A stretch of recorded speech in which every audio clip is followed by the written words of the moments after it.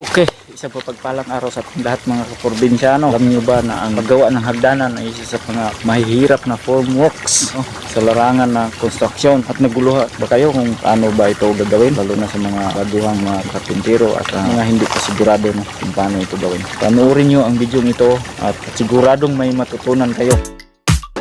Okay, madali lang paggawa ng hagdanan. Basta alam mo yung step by step at ang pag-uumpisa nito. Ito umpisahan at ano yung unang hakbang ating gagawin para magagawa natin yung hagdanan ng maayos. Alam nyo po bang paggawa ng hagdanan ay kailangan mo ng mga bagay na ito. Una, isa sa pinaka-importante ay ang pag-layout. Kasunod niyan, kailangan alam mo ang tamang sukat, standard. Para ito ay maging basihan mo. Okay, ang standard kasi lahat ay mayroong mga kaugnayan ito. Tulad ng apakan, ito yung tinatawag nilang thread, haba, length at saka riser. At isa pa, yung pag-uro, plata, mata. At ang mga preparasyon nito. At kasama na rin ang mga konting estilo, mga pasikot-sikot para makagawa ng paraan sa mga mahihirap na sitwasyon. Kasi hindi madali ang paggawa ng hagdanan. Alam naman natin, ang hagdanan ay binubuo ng espasyo. Hindi pwede yung basta lamang tayo naglalagay ng hagdanan. So, minsan natin to kinukonsidera ng maayos kasi hagdanan, daanan lang naman. Pero ang dahilan, hindi pare-pareho ang mga espasyo, magiging preparasyon natin. Pwedeng maliit, pwedeng malaki. Doon tayo magkakaroon ng technical o mahihirap na sitwasyon. Pero, alam nyo ba, ang riser ang isa sa pinakatulay paggawa ng hagdanan. At kung paano ito gawin, kasi kung walang riser, hindi mabubuo yung hagdanan. Siya yung isa sa pinakadahilan talaga na matawag nating hagdanan kung merong riser. Hindi naman pwedeng slab lang na walang riser. Hindi naman matatawag na hagdanan yun. Pwedeng tawaging dadaanan, pero hindi matawag na hagdanan. Kailangan, ang riser talaga, maliit man, mahaba, malaki. Sa riser, matatawag din nating hagdanan. Okay? Paano ba ito gawin? So, ganito. Una, kumuha tayo ng kahoy. Plywood, manipis man o malaki, basta plywood. Bawa ito, eskwala dito, naka-eskwala dito. Bahala na yung iba doon, o hindi naka-eskwala, basta dalang mong mukha, naka-eskwala yon. Kailangan ay pasok siya sa 30 ha, 30, tapos 30 rin dito. Mubra siya konti, kasi hindi pwedeng magkulang. O kaya naman, hindi rin 20 dito, dito naman 30. Halimbawa ito, nakakuha na tayo. Dalawang kahoy ito, dahil dalawa yung example na ibibigay ko. Tulad ng sabi ko, dapat ito banda, eskwala. Tapos dito naman, naka-eskwala. Bahala na yung isa, kung hindi naka-eskwala. Sa apat na kanto, gilid, kailangan naka-eskwala yung dalawa. Ito ay halimbawa lamang, ipapaliwanag ko sa inyo mamaya na yung mga iba pa kailangan natin malaman. Dito sa akin, sinukatan ko ng 16. Dito muna tayo sa mga sukat nga nilalagay ko. Mamaya na ako magpaliwanag. Itong isang naka-eskwala na to, magandang taba, 16.5. Dito naman sa isa, 29.5. Bakit may mga 0.5, 0.5? Mamaya na natin pag-usapan yan. Ngayon, guguhitan nyo mula sa kanto na ito, idiretso natin dito. Ngayon, tatabasin natin. May gunting ako dito para maihan ng maayos. Pagkatapos sukatin, ay tatabasin ha. Ang mukha niyan ay magiging ganito na. Ito na yung pattern na tinatawag. Yes, pattern. Kailangan gagawa tayo ng pattern para mabuo natin ang hagdanan. Yung isa pa, ito. Isang example din to, pero hindi pareho ang sukat na lalagay ko. Ito 18, dito is 29, basta 29 lang, dapat nga 30, 29 lang nilalagay ko. Ngayon, saan bang naka-eskwala nito? Ito pa rin sa gilid. Kailangan naka-eskwala talaga yung gilid. Tapos ditong ibabaw, naka-eskwala rin. Tapos ito yung hindi naka-eskwala, makikita nyo. Baka nasabihin nyo parehas lang, hindi. Ito kasi naka-eskwala dito, eskwala rin dito. Ito ang sinukatan natin ng 29 ha. Ito kakaiba kasi ang sinukatan natin ng 29.5, guhit natin mismo. Mula dito sa kanto, nagsukat tayo ng 29. Itong isa naman, tayo nagsukat sa gilid nito, hindi dito. Kasi ito yung sa isa eh. Ito naman siya, ay dito tayo nagsukat sa tatabasin natin. Kasi ito, magulo no. Mahirap nga itong hagdanan. Tandaan natin ha, ito sinukat natin dito. Dito tayo nagsukat at dito. Naka-eskwala siya. Pero yung isa, dito tayo nagsukat at dito. Ngayon, tatabasin natin. Dihan nyo kaya ito. Dapat maintindihan natin ha. Ayan. Ito ha, dito tayo nagsukat. Tapos ito, dito tayo nagsukat. Tingnan nyo yung kaibahan. Saan ako naglagay ng numero? Doon ako nagsusukat. Ito na yung magiging pattern natin sa paggawa ng hagdanan. Ngayon, kung gusto nyo yung bawasan pala. No? Kasi may mga hagdanan na, kita nyo yung, imbis naka-eskwala dito, tagilid siya. Ano ba yun? Ganun yun eh. Ganun yun. Kaya nakaganon siya. Naka-eskwala dito, pantay dito, parang nakatagilid. Magbawas kayo, pwede yan. Nasa sa atin na yan. Wala palang mga bawas tong mga example ko. Okay, ang pattern kasi ay para hindi tayo malito. Ngayon, tayo ng plywood ha. Isang buo, ay sukat na hindi mawala sa 35 cm. Yung lapad niya. Hindi rin sa ilang pirasong riser ang gagawin natin. Papaliwanag ko rin mamaya. Ganito yan. Nakakuha na kayo ng kahoy na parang, ito yung plywood. No? Ngayon, Ito, natabas ko na to yung nakaraan kasi naliwanag ko na to nung nakaraan pero hindi ako kontento. Inulit ko ngayon kaya hindi pa ako nagpag-upload hanggang ngayon. Ngayon yung mga tinabas natin ng mga plywood kanina pattern ang lalapat natin dito. Ganito yan. Pag ito ang gagamitin natin, ito, diba ito yung sinukatan natin ng 30. Yung 30, yun yung ibabaw natin. Gano'n natin yan. Saan ba? Yun. Tapos yun na ang guguhitan natin ng lapis o ballpoint. Ayun na ang mamarkingan natin. Tapos siyempre may guhit yun dito. Lipat nyo dito, guhitan na naman. Lipat nyo dito, guhitan na naman. Lahat. Ganun rin tong isa. Ganun lang ka-easy mga kaprobinsyano.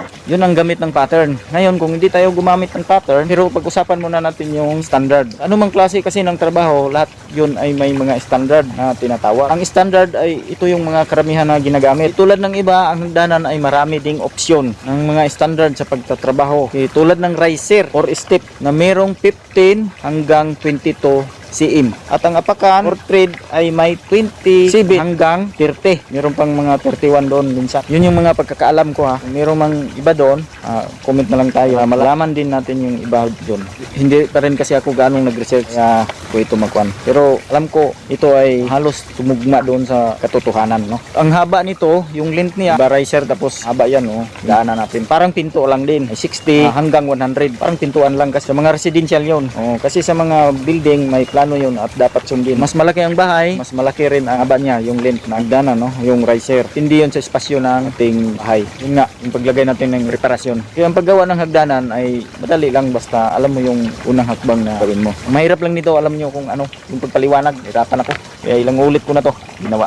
Hindi pa ako naka-upload. So, kailangan nating malaman ano yung mga standard kasi yun yung mga gabay natin kung paano siya gagawin. Kaya yung sukat natin kanina, yun, pasok yun sa standard. Kung natatandaan nyo. Siguro, saka ko na sasabihin ano yung mahalaga yung mga standard, no? Bukod ko na lang yung pag-vlog. Ngayon, pwede rin tayong kumuha ng kahoy. Ito yung sinasabi ko kanina. Ito halimbawa, kahoy. At sukatin na lang natin diretso. Meron pa pala yung standard na slab, yung buhos, no? Kasi ang pinag-usapan natin dito ay buhos to, hagdanan. Pero, ang kaalaman natin sa buhos na hagdanan ay magagamit rin natin sa kahoy na hagdanan. Kasi ngayon, mga simento na karamihan ng mga bahay ngayon, kaya yun yung ginawa kong content ngayon sa buhos. Okay? Ngayon, ang standard ng slab ay sa residential kasi 12 hanggang 7 inches. 7 inches equivalent na siya sa 17.8 cm. Depende kasi yun sa establishmento bahay na gawa natin ng mga hagdanan. Mas mahalaga kasi matutunan natin at malaman natin yung mga standard kasi pag kuha pa lang natin ng mga preparasyon, alam na natin yung mga sukat na kahoy na kukunin natin. Halimbawa, yung paggawa pala na lamang ng pattern, alam na natin na ganun kalaki yung kunin natin na kahoy, tabasin natin. Saka yung pagkuha pa lamang ng pang slab. Karamihan kasi sa mga building is pinulik plywood. Karamihan din sa mga residential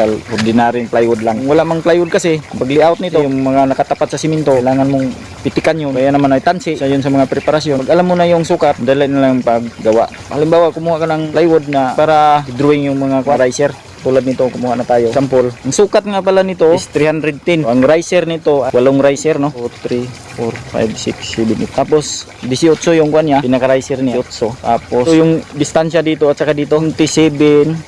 Pinaka-riser niya is 30 or 29.5. Ang slab nito, nilagay ko ay 12. Sukat nito, 310. Tama ba? 110 nga. Magsukat tayo ng hagdanan. Layout tayo. Sukatin natin ay mula sa pinaka-top ng slab natin, no? Pangalawang palapag hanggang sa top ng flooring. Tunay na sukatan babaw ng slab.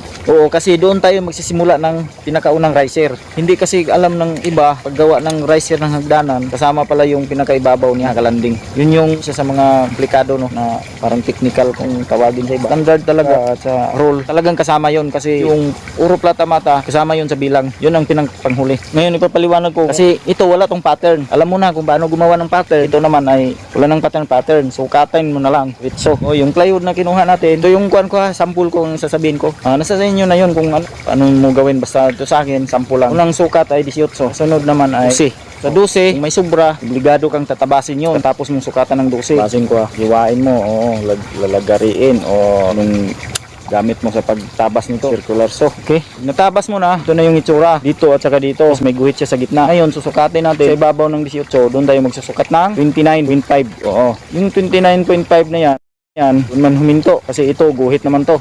Sukatin natin to dito at saka ito. Anong sukat yan? Ganun rin ang sukat dito sa taas. So, hindi yan magkalayo. Nasa sa inyo na yun kung dayain nyo. Kasi kung masyadong tuktok o masyadong kuan o sa inyo na yon. Pero di talaga yung magkalayo. Yung sukat dito sa baba at saka sukat dito, palagi na lang yung gagawin nyo. Magguhitan na natin yon. Sukat dito, sukat tayo dito. Lagyan natin ng palatandaan. Pako na maliit, yung uno media. Dito may pako rin. Sukat na naman kami dito. Siyempre kung anong sukat dito, ganun rin ang sukat dito, ganun ang sukat dito. O dito rin, ganun dito. Hanggang maabot tayo dito sa dulo. Ilang riser yung gagawin natin. Lagyan natin ng mga pako-pako kasi doon natin ilagay yung guide tapos saka pa natin guguhitan. Tapos yun na yun. Tapos kung ilang riser yung gagawin natin, tuwingan na naman natin ito ulit. Itong guhit na sa ibabaw, kaano yun sila magkasabay? Ling dito, 'di ba, may guhit siya. Sa gitna, guhit siya. Tapos dito rin itong hangganan. Guhitan nyo kung anong kapal dito, noon rin ang kapal. Tapos tatabasin, yun na yung resulta. Kasi ito man yung ipasandal nyo doon sa flooring. Oo, ito yung mangyari. Ito yung flooring. Paupo nyo yan doon. Ganyan yun. Tapos ito naman, sa taas, ganun rin. Gagawin natin. Yung pinakalas na step, yun yung tatanggalin yung ibabaw niya. Yun yung tabasin yung ganyan yung hitsura. Tapos ito naman, ano yung pagkaguhit nyo dito, ganun rin pagkaguhit dito. Makikita natin, may guhit ako na lapis dito, palatandaan. Ano yung sukat dito, ganun rin ang sukat dito. Yun ang tatabasin nyo dito, kulan nyo. Kasi ito yung nasa ibabaw. Oo. Pero ang example na ito ay kuwanto siya, yung bawas to. Bawas. Limbawa, ito yung pattern natin. Ganun yun siya. Ganun. May bawas rin dito. Kaganon na siya. Kaganon na siya. Ito man yung kanina. Kaganon man siya. Ito yung pinaka-eskwala. Kasi ganun man yun siya. Ito ang ilalim natin. Kasi ito yung pinakita natin kanina. No? Ito yung naka-eskwala. Ito yung naka-eskwala. Tapos tinabas natin ng ganyan. So yung tinabas natin, ito yung ilalim. Tapos ito yung kanina. Ganun. Oo. So, tinabas natin, nawasan natin ng standard pala nito, 5. So, sa inyo na kung gawin yung size, 4 or kasi pag 2, pangit rin, hindi ganong makikita. Kasi, bakit nyo ginawa ng ganito, design to, kailangan pansinin. Kasi pag 2 lang, hindi nang pansinin, pangit rin. Pero kung, kasi, yun nga, depende yun siya sa mga preparasyon o sitwasyon kung saan natin lalagay yung hagdanan. Ganito siya. Kaya, ito, yun siya. Pero ito, wala tong tabas ha. Wala tong bawas. Diretso ko lang to sinukat. Pero, siyempre, pag isandal mo na siya, automatic, meron na siyang bawas. May bawas yan na 4. Baka kasi gagayahin nyo to. Dito magkalayo. Baka gagayahin nyo yung example ko. Kasi sinukat ko to ng mayos. Ni-review ko to. Kung magkamali man ito, kunti lang talaga. Kasi alam naman natin sa actual at saka ko. Kasi ito, kung nakikita nyo yung 29, 30 or 29, 9.5. Ito yan. Kasi dito sa metro, bawat sentimetro ginawa kong 10 sentimetro. 1 sentimetro ginawa kong 10 sentimetro. O bawat mili nito, ginawa kong 1 sentimetro. O 5 mili, 5 sentimetro. Kasi bago ko to ginawang video, pinapainal, talagang sinukat ko muna kasi mahaba-haba na yung panahon na gumawa tayo ng hagdanan. Yung nalimot na tayo. Paano? So nag-study muna ako. Sa iba kasi, mga turo nila, hindi ko maintindihan. Sinikap kong sa akin, kung hindi man siya ma-perfect, malapit siya sa katotohanan. Kasi pag magkaroon ako ng proyekto na ganito, trabaho, doon na lang ako magtingin sa mga vlog ko o paano ko siya gagawin. Kasi hindi ako sigurado sa kanila. Sa akin sigurado ako. Dapat rin sinasabi ko, garantisado pa. Kasi hindi natin alam. Marami kasi mga engineer, mga foreman at saka mga gagaling na trabahante gawa na kapanood din sa atin. Kaya dapat yung mga sinasabi natin ay malapit talaga sa katotohanan. Kasi wala naman taong perfecto. Ako nga, kailangan ko pang mag-study. Madali lang naman yun. Basta unang-una may karanasan ka na. Pangalawa, desidido ka. At saka pangatlo, may talent ka. Kasi marami tayong mga ginagawang trabaho na hindi pa natin alam o first time pa natin gagawin pero nagawa naman natin ng mayos kasi dahil sa talent nga natin at saka sama na rin yung mga tulong ng iba lalo na sa engineer, foreman at saka sama nating manggagawa kasi yun pwedeng sabihin natin na minsan meron tayong mga ginagawa na tayo lang talaga sarili nating sikap, sarili nating opinion at saka sarili nating paraan pero hindi natin pwedeng sabihin na tayo na ang the best. Basta bawat talento ng tao ay bigay ng Panginoon yan at di natin pwedeng yayabang. Ginawa natin ito ay para lamang din makatulong para ng idea at habang buhay pa tayo at saka nantingnan kasi natin to pag matanda na tayo at saka isa pa yun nga sinasabi ko, meron tayong proyekto na mga ganyan, doon ako mag-study sa sarili kong vlog, doon ko na siya titingnan paano ba siya gagawin kasi sa vlog ko sigurado ako lalo yung paggawa ng hagdanan kasi yung iba hindi ko maintindihan. Okay, paggawa pala ng riser, hindi yan sa gusto ng amo natin. Pag residential kasi mahirapan tayo. Tulang kasi nakagawa na ako ng residential, nahirapan ako. Kasi ang gusto ng amo ko naka-eskwala. Di ba ito pinutulan natin? Ayaw niyang paputulan eh. Ayaw niyang ipapasok dito. Gusto niya yung pick siya ba? Fair play. Ganun siya. Tapos eskwala dito. Dito pantay. Tapos 30. Talaga dito. Bakit pala 30 ang mga pinaka-the best, no? Siguro pasok naman ng 28 or 29. Ang 30 kasi mga matatanda na mga bata, dapat may sakay ng mayos yung mga paa natin, lalo na pag may mga karga tayo. Kaya nahirapan ako kasi binabalansi ko. Yun nga, tulad ng sabi ko, depende yun sa space. Pag ang space mo ay alanganin, kailangan mo talagang gamitin to. Tulan mo siya para lumalapad yung kuan niya dito.